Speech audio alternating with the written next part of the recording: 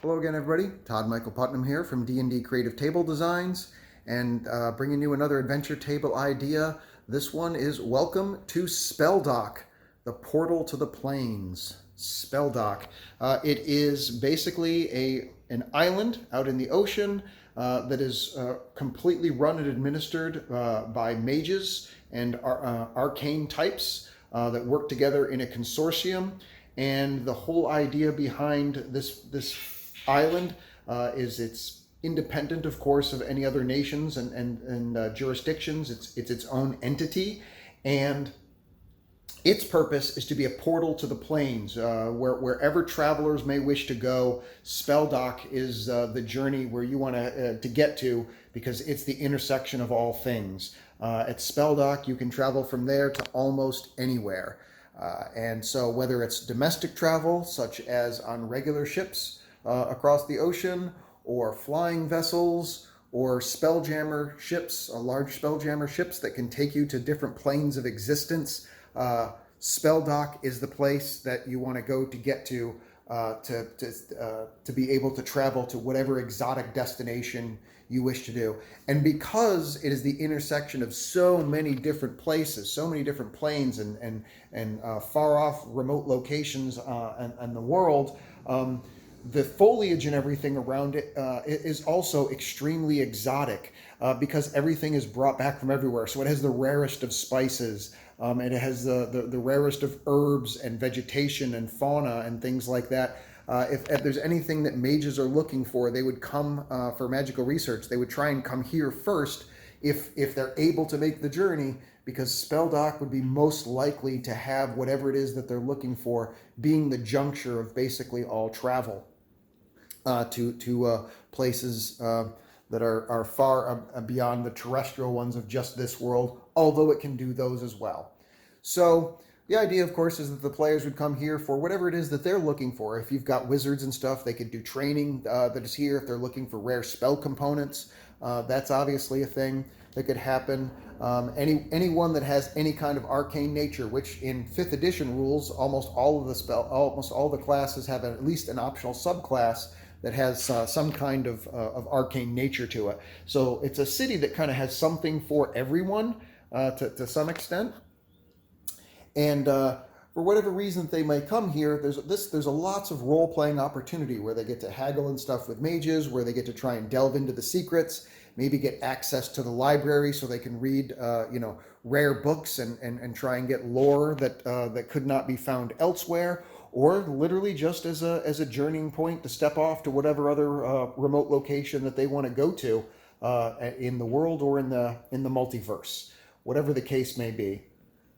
So that'd be the reason why they would come here. Lots of role-playing opportunities for things like that. But then, of course, on top of it, I always like to have some kind of an opportunity. And I thought, who more likely to gather the wrath of the gods than a city run by, or a port city run by mages who tend to think of themselves as above the deities themselves, working their own way through the universe without the power of the gods. And so at some point, they or someone like them send the Kraken, and the Kraken comes out and begins destroying the city. Of course, the city is certainly not defenseless. There'd be all kinds of defense mechanisms that are built in there, as well. Despite just the regular guards, there's of course be wizards and sorcerers and warlocks and everybody else that would be here, and clerics and even druids and stuff that could all be here. So there'd be all kinds of stuff here to help the players fight off the Kraken. As far as the tactics of the combat, of course, they could be on the docks themselves, they could be up in the towers, or they could have in these little spelljammer ships. They're called sky coaches, I believe. And they could fly around on them and take pot shots at it.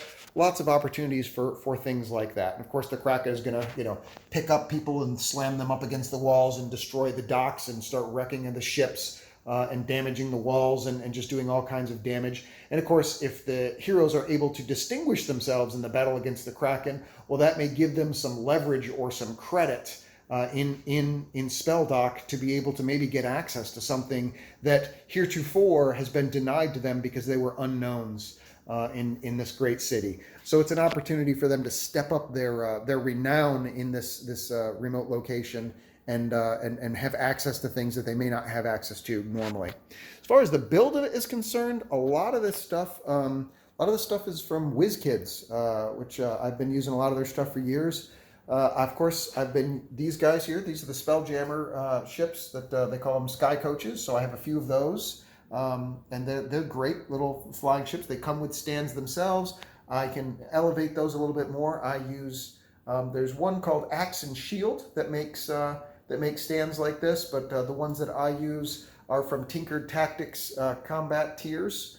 And I use them. Either one is going to work fine, or you could just use glasses, whatever you want to use, to be able to prop them up and give you just a little bit of extra elevation. The big ship here, of course, is the Falling Star. I've had a couple of these for a while. I got two because the most fun that you can have on ships, of course, is ship-to-ship combat, so you got to have two of them. So I got two of them. These are fantastic. I've used these for a couple of years now, and man, they're great. The masts can come off. They're very modular. These are little magnets that hold them on there. The masts come off. This section here comes off, and that section there comes off, and inside there's play space area that you can use, which is fantastic. These little doors here open up, so if you wanted to have, ports that, if you wanted to have cannon fights or anything like that, all that's certainly available to be done. Those are actual cloth sails. They don't unravel, or at least I haven't. They're not designed to really do that, but they look fantastic while still staying out of the way. Because these come off, they're great for when you do combat and stuff, and you can start showing that the ship takes damage by laying by start crashing the sails down and just visually showing on the board that damage is occurring, and the ships are, how much trouble those ships may be in. So those are the Falling Star ships. The docks and these walls here are from a German company called Zitterdus. They're great. I've been using them for quite a while too. It's like a hard foam. They don't come painted. You got to get them painted up, of course. But they're basically, the docks are literally what they look like. There's two types. There's little small ones and there's large ones, and I kind of mixed them together to create a dock-like effect for the larger ports. And then the castle walls here, they have on their, I believe, on their main website at Zitterdus. And I've been using this. It's little modular things that there's no inside play in there. You can't like open this up or anything like that. But it's great for setting the boundaries for where the inside and outside of the city proper are. Then I've got a number of 3D print buildings that I got off of eBay. Basically, I mean, literally just go on eBay and search for 28 millimeter building, 28 millimeter house, 28 millimeter blacksmith, 28 millimeter, and you're going to start finding buildings and stuff to do that kind of thing. So I've got some buildings like that. This one here is another one that's a 3D print. This large one, I believe, was called the Governor's Mansion, if I remember that correctly, Governor's Mansion. So I had that one painted up. This one was designed to have internal play space, but with a lot of buildings like this, the play space inside is so small that when you actually try and put like 4 characters in it, it really doesn't work.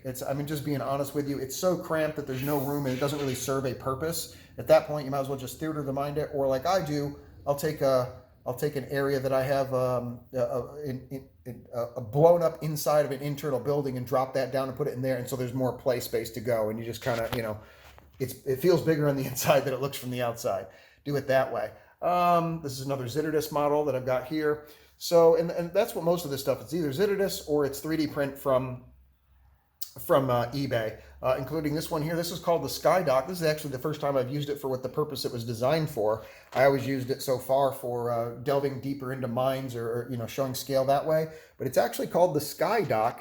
And so I've got it set up here in the city for a large Spelljammer ship, which of course is a WizKids Falling Star. Just put some glasses on there and pop it up. And then of course you throw some trees on there from Monster Fight Club, and that gives you a scale. That kind of gives you an idea of how high up that this is floating. And of course, here's some minis that are on there, so it gives you an idea of the scale of the ship. I think I did that because there are squares on there. So when you count that out, I think there's like 135 feet of play space, length of that ship for playing on. It is a big ship. So you can do a lot with that. So I put that up here inside of the city proper to show that, the city has all of these amenities, if you will, for getting to different locations. Not just the terrestrial ships that you see off on the dock, on the regular dock itself, but of course the Spelljammer ships that will take you deep into the plains or wherever exotic location you want to go. And then the new thing that I've got that I have to say, I ordered it. I thought it was pretty cool. When I got it, I was much more excited about it than I thought I was going to be once I saw the scale of it. And it's WizKids The Tower. WizKids The Tower. It's new. It's coming out. And I got it. I managed to find it at a pretty good price. I said, you know what? I'm going to go for it. And you know what? I am really glad that I did. This thing is fantastic. Give you an idea of scale. There's a mini down there. That's a regular, medium-sized mini, and that's the tower. Now this thing right here, this is not part of the tower. This is from Zitterdes. It's just this is like an observatory. It just so happens that it fits perfectly right on top, and where better place to put an observatory than on the top of a tower where it would have the best view. So, I mean, it's a completely separate piece, not related to WizKids, but because of the size of the tower, you can mix and match. I had 2 other towers. I still have one of them from Epix, and they were cool, and I used them a few times. But again, kind of like with buildings like this, the play space inside was too small. And the WizKids Tower really does not have that problem. It is a very large, epic piece. It's absolutely a centerpiece type product that it has. I'm going to pull this off. We'll take a look inside for just a moment. But it comes, kind of pre-painted up like this, so you don't have to do any of that. Of course, you could always repaint it if you wanted to. I'm going to pull these 2 minis off of here. And I'm not sure if I can pull this, if it's going to go smooth for me or not. We'll see. I'm going to set this down for just one moment. It's really not designed to be taken off by one hand, so I kind of loosened it already. You pull this off, and here you go. You've got the inside of it right here that you got. There's a couple of different ones. You have ones that you can have a full floor, or where you just have the ring around the side. And it does come with, I'm going to pull this out. I didn't have it in there. It does come with these really cool pieces. Just throw that in there, and those are your stairs that go from one floor to the next. Obviously, there is plenty of room. Again, if I take and put a standard mini in there, there is plenty of room that you can throw in whatever other small items you might have. You can have bookshelves that are go in there, especially if you put the full center floor piece in. Bookshelves can go in there, a whole, wizard's laboratory or whatever it is, research desks and stuff. This tower, unlike the Epix towers, which were cool, this tower actually has the play space in it to be able to use it internally, not just as an external prop. Big, big, big difference. Big difference. The ability to be able to pull that off and have players go up the levels. There's 3 levels: bottom floor, middle floor, top floor, and then, well, actually, I guess 4 levels, and then you've got this, which is also play space on the top here. 4 levels of play space, and that has plenty of room to do all the stuff that you want to do on it. Let's see, and if I can pull this off right here, here you go. This one has the full floor on it, and there's enough room that you can do stuff like, this is a WizKids summoning circle, and you can just kind of put that right in there, and you can see that there's still plenty of play space room for the characters to go around there, to have a monster get summoned in, and to actually do some fighting. And then when you put this on top, you just kind of get a cool effect that you can see down from the top floors into what's going on in the floors below. If there's a fight, if the players are coming from the top for whatever reason, if they took a sky coach ship and they flew into the top and then worked their way down the stairs, and these top things, you can see they actually have the images of stairs going down built in. So it certainly makes sense that they would be able to travel from one floor to the other. And then, of course, when you pull that off, you use this to represent the actual stairs going down. It's really a fantastic setup. As the characters are going down, they could literally see fights or creatures being summoned or whatever on the floors below. And that's a fantastic option that you can use. Or if you don't want to use the circular ones, with the hole cut in the center, you could just use the ones that are solid and that give you all that floor space. And that is a lot of floor space that you can use. So, and you know what? It obviously could always be a wizard tower. If you want to have even more space, you pull that out and you just put like a little small square in there, or whatever. That's a teleport paddle and panel in it, and players and NPCs teleport from one floor to the other, giving you even more floor space that you can use. And then of course there's another floor underneath that. There is a set of doors on here. The doors do work. They do open and close. So that's a really cool feature. So you can show if the tower is locked up or whether or not it's open for business, or however you want to do. When I first ordered it, I was like, okay, I'm gonna, I've got 2 towers. I don't really need this one's bigger, but I was like, it could be cool, but I wasn't really sold on it.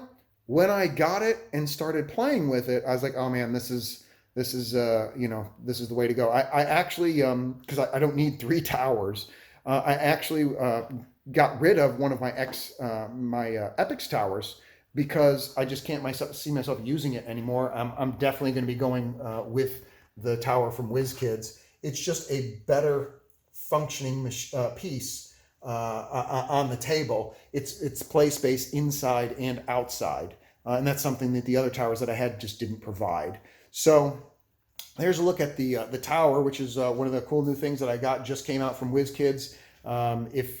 If you're not the crafty type that knows how to craft all your own stuff, that's not me. I don't know how to do that.